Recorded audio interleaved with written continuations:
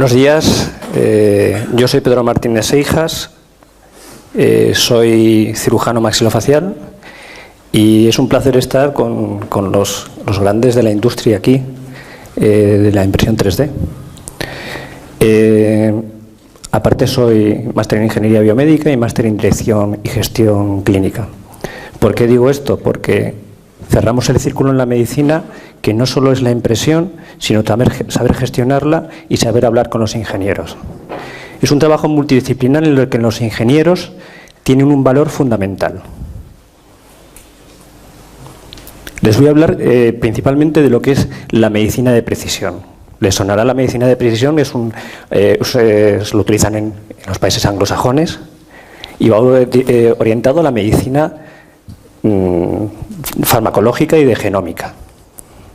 Pero en la que se ha tratado a los pacientes café para todos. ¿Qué se ha encontrado? Que hay pacientes que para ese café para todos no les sienta bien la cafeína.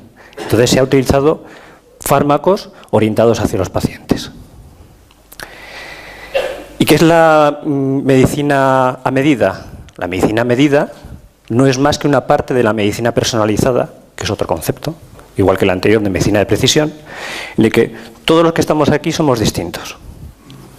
Por ejemplo, para centrar, si miran sus pies, podrán adaptarlos a uno de estos. Si los agrupamos, podemos hacer unas hormas para esos pies. Pero de todas maneras, nos quedan los tamaños pequeño, mediano, grande, o como me pasa a mí, que ya tengo que comprar zapatos de niño porque en adultos no me llegan. Estos me dicen, ¿pero qué ocurre? Que habrá personas que tengan un dedo más largo que otro. Entonces tendremos que ir a un zapatero para hacerles un zapato a medida. Esto no es nuevo. Desde Egipto lo conocían y lo hacían. Lo que estamos utilizando son tecnologías nuevas. Hay técnicas quirúrgicas que en el siglo XVII, XVI, XV, hoy en día con la nueva tecnología podemos traerlas de nuevo y darles un nuevo nacimiento. ¿Qué son los biomodelos? Los llevamos utilizando toda la vida en medicina.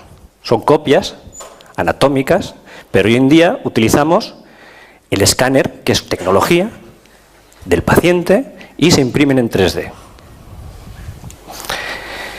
¿Cómo comenzamos nosotros en este mundo tan loco de la impresión 3D?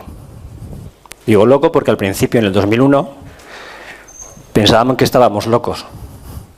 2001. Nosotros nos planteábamos que con las técnicas estándar no llegábamos a todos los pacientes. No quiere decir que las técnicas estándar no funcionen. Placas estandarizadas que premoldeamos. Y aquí en el 2001 nos encontramos con una reconstrucción, esto es una reconstrucción de un TAC en 3D, de muy mala calidad. Y nosotros nos preguntamos, ¿y si esto lo tuviésemos en la mano para poder operar al paciente antes de operarlo?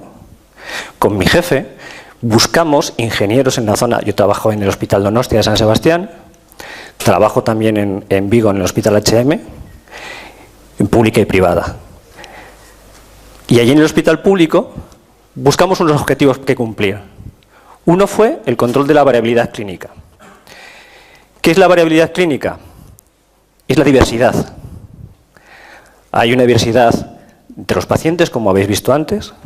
Hay una diversidad entre la clínica, se pueden decir distintos tipos de intervención quirúrgica para los pacientes, dependiendo del cirujano, de su conocimiento y de sus criterios.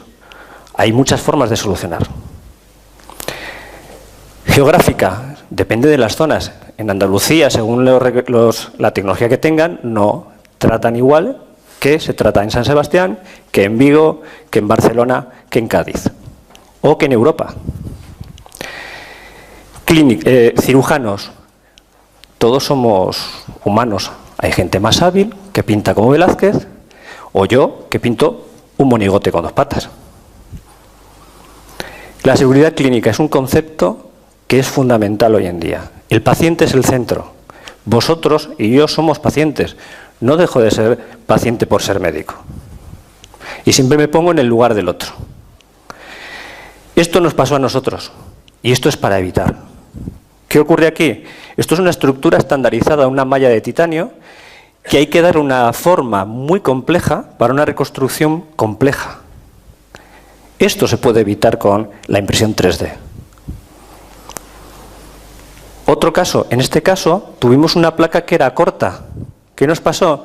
Nos quedó, es una reconstrucción de un tumor, utilizando un autotrasplante de tejido del peroné, como si fuese un trasplante de hígado. Y nos quedó corta. Con la impresión 3D lo hubiésemos podido prever.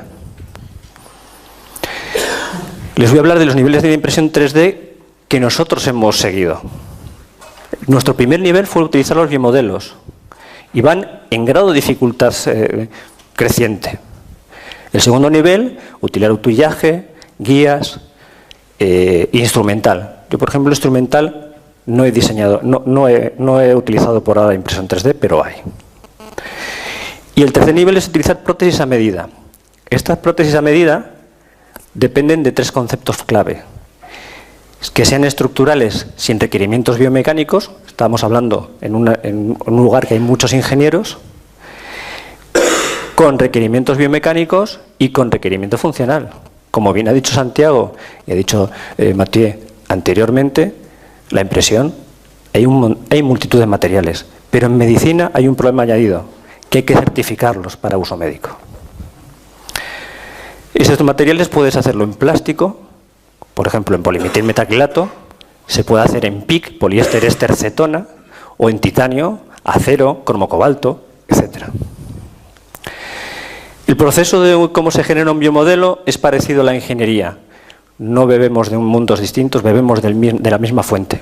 Partimos de un escáner del paciente, se crea un biomodelo virtual que no es más que un entorno virtual no inmersivo, donde se empieza a diseñar estructuras, se hacen capas, se hacen biomodelos de órganos sólidos, de maxilar y de un peroné con las arterias, como un modelo con el tumor, otro modelo con un tumor que nos permite operar de forma multidisciplinar con otros profesionales.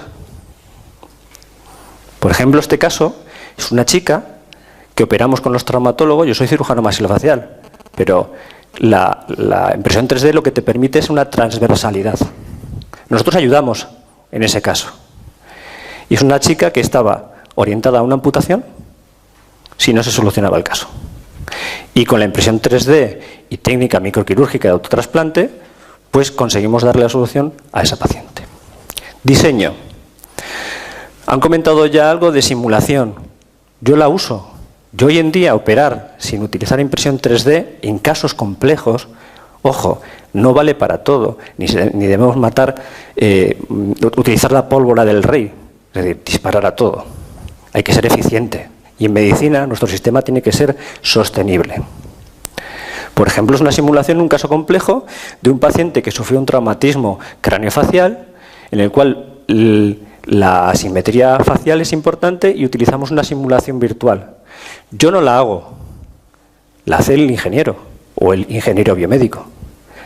Pero el último responsable de lo que ocurre ahí soy yo. Entonces, el lenguaje tiene que ser común. Habitualmente hoy en día los médicos hablamos en griego y los ingenieros en arameo. Les digo, el estudio de elementos finitos. Le dices a un médico y se te queda mirando diciendo, ¿qué me estás hablando? Por ejemplo. O materiales, resistencia de materiales, etc. Es fundamental esta unión. Esta es una simulación virtual de un caso complejo. Es una paciente que tiene un tumor craneal que operamos con neurocirugía, la órbita y el cráneo, y lo que estamos haciendo es una cirugía en un solo momento. Planeamos la resección del tumor con un margen de seguridad y el defecto que crea, antaño, se le dejaba al paciente o se moldeaba una placa por encima de ella, como quedaba. Hoy en día eso es impensable. Es como un pit stop de Fórmula 1 de cambiar un alerón. Este es el diseño, ahí es el valor de los ingenieros. Claro, con el ingeniero al principio, la unión me la puso mucho más adelante. Le dije, retrásala para que la tape el músculo temporal.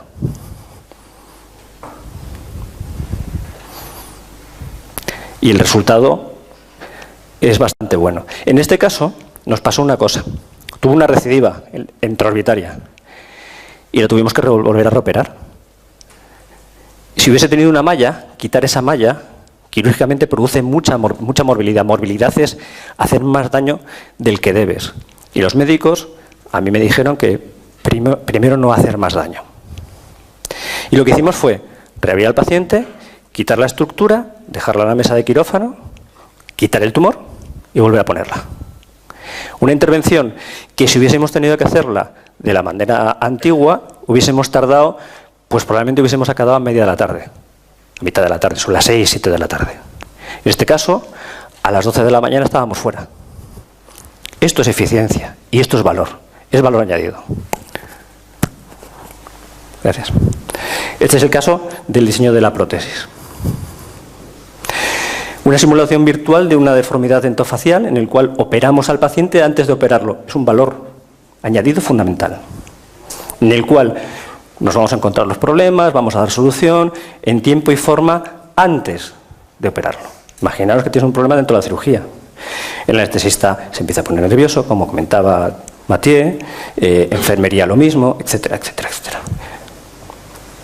Utillaje, ya habéis hablado de ello. Aquí lo que se pueden hacer son placas a medida, guías. Lo mismo, cuando yo comentaba a los ingenieros al principio de este proceso, cerca del año 2003-2004, que para hacer una mandíbula con un peroné, que es un hueso recto, teníamos que hacer cortes. Y los hacíamos sobre el paciente y sin ningún tipo de guía. Los ingenieros me miraban diciendo, ¿estáis locos? ¿Estáis locos? Y es verdad. Nosotros empezamos a utilizar, aquí han hablado antes de patrones para recortar, y ya utilizamos guías para cortarlas. Yo ya no las utilizo, porque este tipo de guía lo que hace es, solo tiene una posición y no puedes cambiarla. Yo prefiero hacer una simulación física que luego explicaré lo que es operar los biomodelos antes de operar al paciente. Prótesis. Diseño de prótesis. Esta prótesis es un diseño que hace el ingeniero, vamos hablando, hay una comunicación fluida, con imágenes es fácil de hablar con los compañeros, y es un compañero más, es un trabajo multidisciplinar.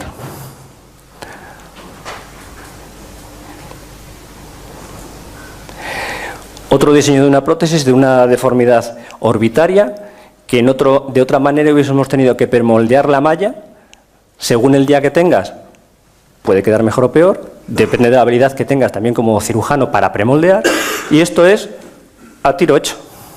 Yo creo que el beneficio es claro. Es más, a mí, si tuviese algún problema de esto, me gustaría que me operaran así. Este es el segundo paciente que se ha operado en España de una reconstrucción de una hemimandíbula con medicina personalizada. No es impresión 3D, es mecanizada. ¿Hoy podría ser utilizada en impresión 3D?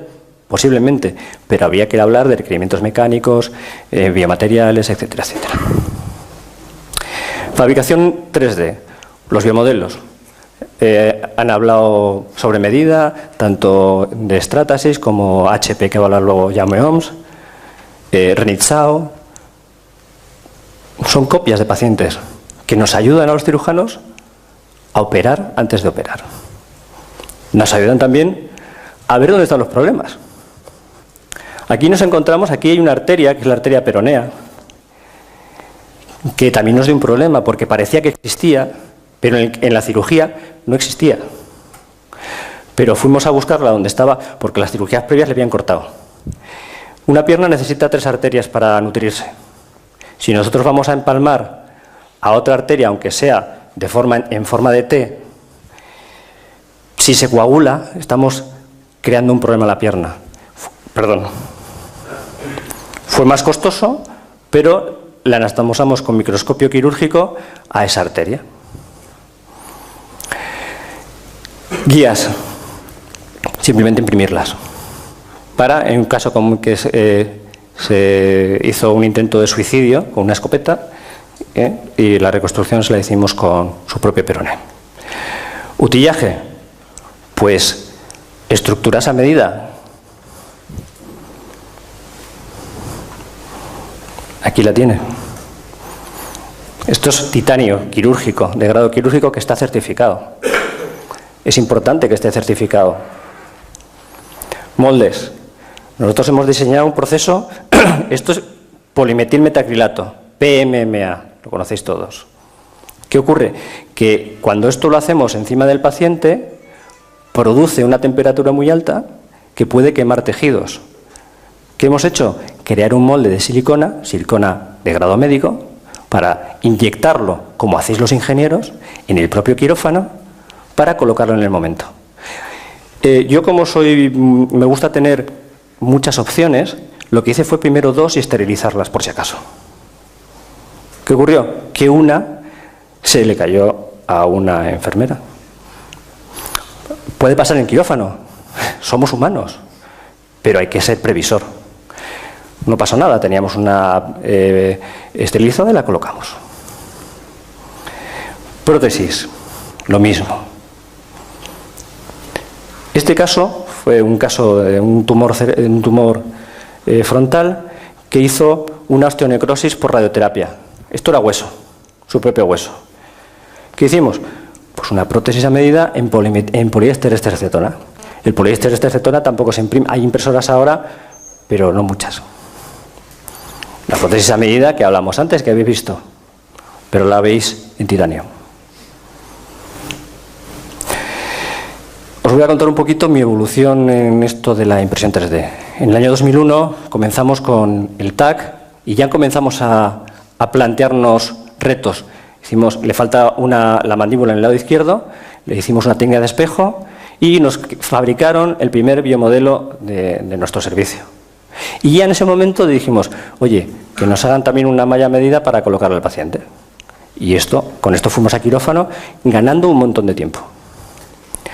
Barato no es, pero una recirugía de un paciente, para el paciente es muy caro. Para el sistema sanitario también. Ya empezamos a hacer premoldear estructuras. ¿Por qué? Lo puedes hacer en un laboratorio pequeño, con música, con tranquilidad, sin que te estén acosando. Venga, que tenemos que acabar a las 3, que tengo que ir a no sé dónde. Empezamos en el 2005 a guiar las resecciones. En 2007 ya lo implementamos en el tratamiento del cáncer en nuestro servicio. Biomodelos y reconstrucción. Implementamos la gestión por procesos para este procedimiento. Deformidades. Tratamos de contactar con distintos hospitales de España, 9. Y les planteamos la situación siguiente. Vamos a hacer un estudio multidisciplinar. Vamos a validarlo. ¿Qué os parece?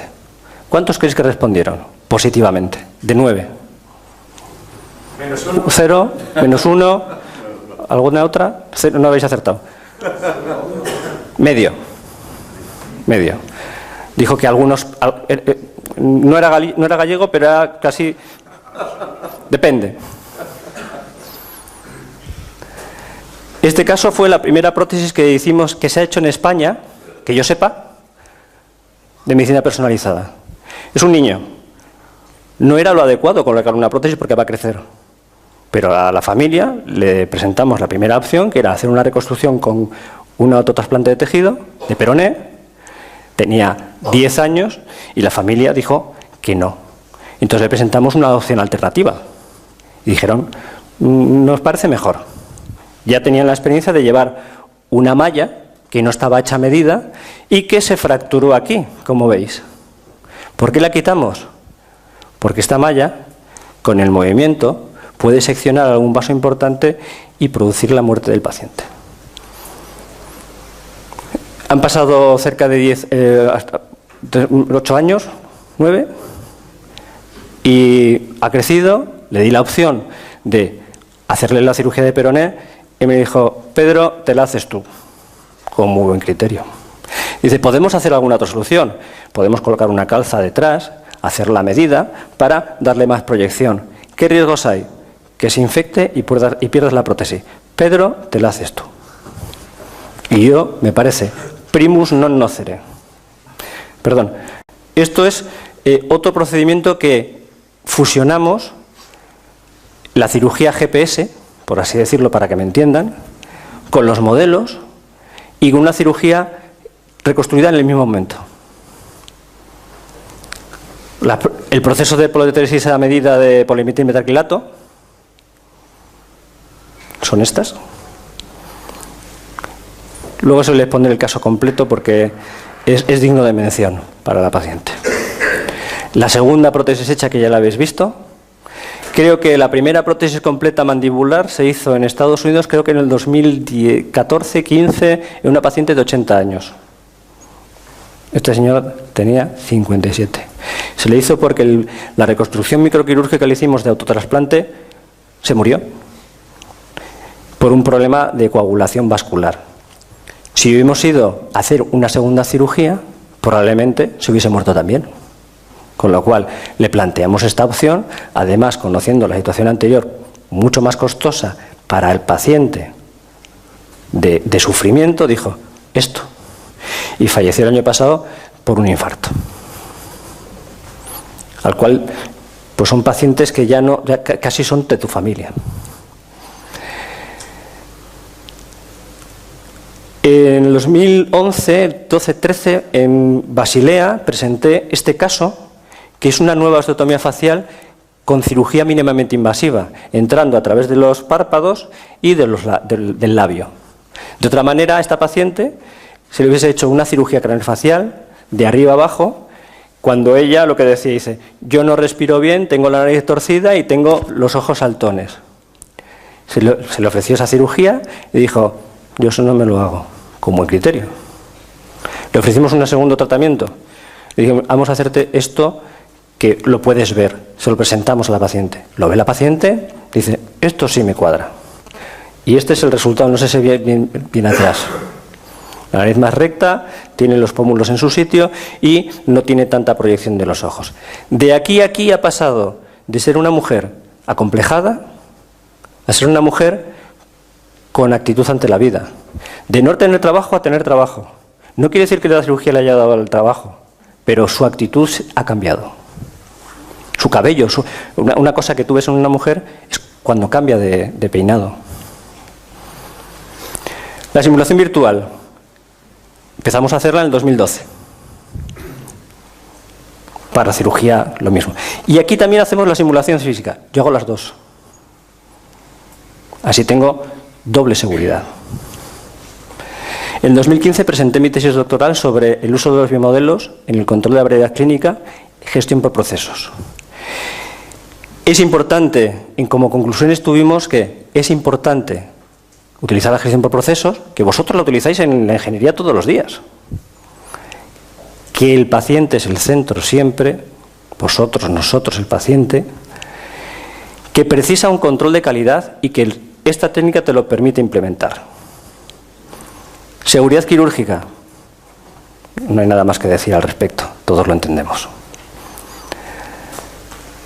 Es una herramienta influenciada por los conocimientos del cirujano, por la habilidad del cirujano y no lo sustituye. No lo sustituye. Lo único lo que produce es un isoproducto. Comunicación intraequipo y paciente. Mejora la logística y el almacenaje y mejora la eficiencia. En 2016 fuimos finalistas con dos buenas prácticas clínicas en el Hospital Donostia, en San Sebastián, que implementaban la impresión 3D. Hoy todo es impresión 3D. Antes era prototipado rápido, como antes comentó también Santiago. Y estos son los resultados desde el año... Eso, algo ha pasado. Bueno, son 400... No sé por qué pasa esto. Bueno, 400 y pico casos con uso de biomodelos, 250 biomodelos físicos, 127 pacientes tratados con este procedimiento, más de 80 prótesis premoldeadas mejorando la eficiencia del quirófano, 17 a medida y 16 cirugías guiadas. ¿Qué es lo que aporta la impresión 3D? Además de ser o no ser en medicina. Es un trabajo multidisciplinar, en el cual los ingenieros, los radiólogos, todos los componentes que entran a formar parte de la cadena son fundamentales, pero necesitan de un director de orquesta, necesitan de un médico que tenga los conocimientos. Luego ya se hablará si la impresión 3D tiene que estar en los hospitales, si tiene que estar fuera, si mixta, si tiene que haber ingenieros en los hospitales o no. El mercado lo pondrá en su sitio. Es una herramienta, pero hay que saber qué utilizar para qué cosa. En medicina a medida es un apoyo fundamental. Favorece la comunicación del equipo. Cuando somos varios equipos operando en una reconstrucción microquirúrgica, somos dos equipos. Uno que quita el tumor y otro que reconstruye. Esta forma de trabajo mejora la comunicación y mejoran los resultados. Y para los pacientes, a los pacientes les puedes enseñar lo que vas a hacer. Cuando alguien compra un móvil o un portátil o algo, lo primero que hay es decir, mira qué móvil he comprado. ¿Qué hacemos todos? A ver y extendemos las manos para tocarlo. Los cirujanos somos muy táctiles, no menos que la población general. Evita acciones mecánicas, disminuye los tiempos de las cirugías, mejora el coste de oportunidad. Esto suena. La logística, un genio. No tenemos que tener un estocaje en los hospitales de 17 cajas quirúrgicas, 20 tal. Sabes qué tornillo va para cada sitio y con qué lo tienes que poner. Seguridad. Hay varios niveles de seguridad. El primero es el virtual, cuando hay la interrelación entre el médico y el paciente. Antes, hombre, ya doy por supuesto que el escáner es de buena calidad. Sería el nivel 0.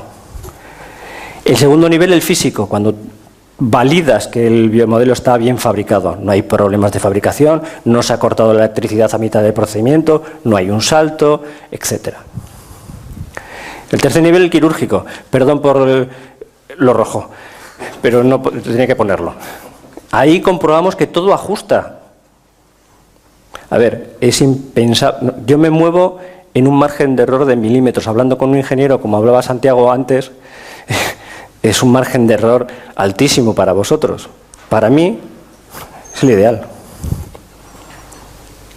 Y el cuarto nivel, que compruebas que lo que has hecho confluye con lo que has planeado.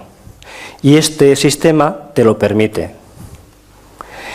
Te permite comprobar la calidad dentro del propio paciente, en el cual puedes comparar la simulación con el resultado. Es uno de los primeros procesos que te permite eso en los pacientes. Antes es, me parece que me ha quedado bien, más o menos. Ahora no, ahora puedes superponerlo, puedes medir, pero yo utilizo una forma muy sencilla de comparación por pares. Es subjetiva, pero muchas subjetividades te dan una objetividad. Y es más rápida. El control de calidad.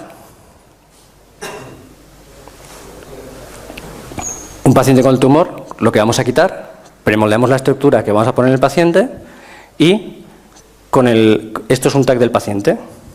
Lo superponemos y se parece bastante. Nos permite una calidad del propio proceso. ¿Por qué? El sumatorio de todos los pacientes nos dice cuál es la calidad con la que estamos trabajando. Yo quiero medirme, yo quiero medir el servicio en el que trabajo. Quiero saber qué resultados tengo. Hoy en día vas a la literatura, doctor, ¿cuál es el porcentaje de complicación? Pues mire, la literatura habla entre un 15 y un 20. No. Si tú tienes una complicación con tu paciente tiene el 100% de complicación. Eso es como hay que hablar, creo yo. Es mi forma de trabajar.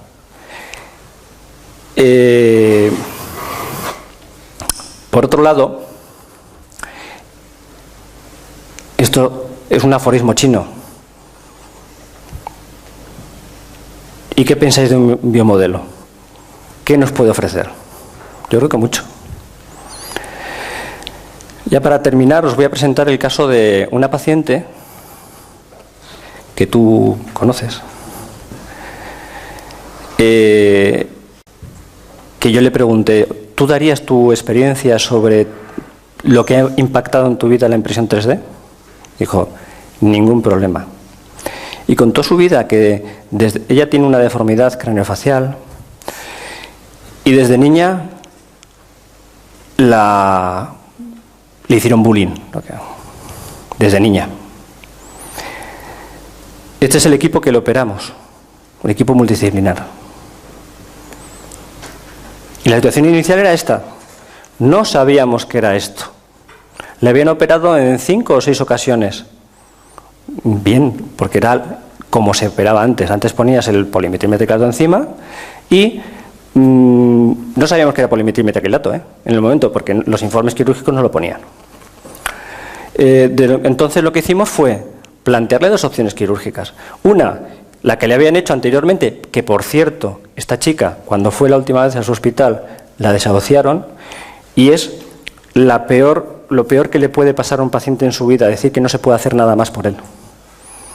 Entró en depresión, estuvo mucho tiempo con problemas, y a través de una compañera suya, amiga del hospital, pues vino al hospital a hablar con nosotros. Perdón, ya termino.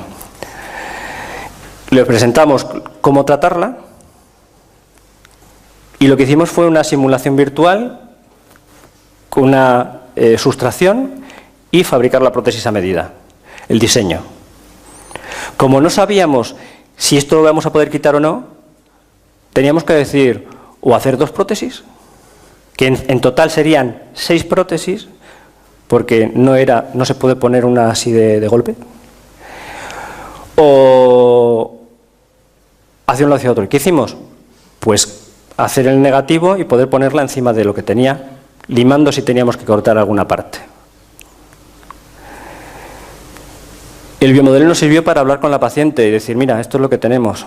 Y como decía ella muy bien, vino con su hermana y le miró a su hermana y dijo, ¿qué le hace su hermana? Dijo, me opero. Y los resultados, esto es lo que nos encontramos, lo que quitamos, era polimetilmetacrilato. El pre, lo simulado y lo conseguido. La lateral, otra lateral. Como el cráneo no ha bajado en tamaño, pero al agrandarlo hacia adelante parece que es más bajo. Igualmente de frente. Al echar hacia adelante la frente, lo mismo. ¿Qué es lo que aporta? Al integrar todo esto, como ya he dicho antes, con la gestión por procesos, nos permite una seguridad clínica, una eficiencia, un coste de oportunidad, cirugía mínimamente invasiva, en definitiva, medicina a medida. Y siempre doy gracias a mis maestros que me han enseñado, porque a mí me enseñaron a ser agradecido. Y quien me ha enseñado es el doctor Palomero, de Pamplona, fallecido ya, el doctor Rodríguez Cortel, Fermín Gorostiaga y el doctor José Antonio Arruti. Y esto es Bavia. Es Bavia.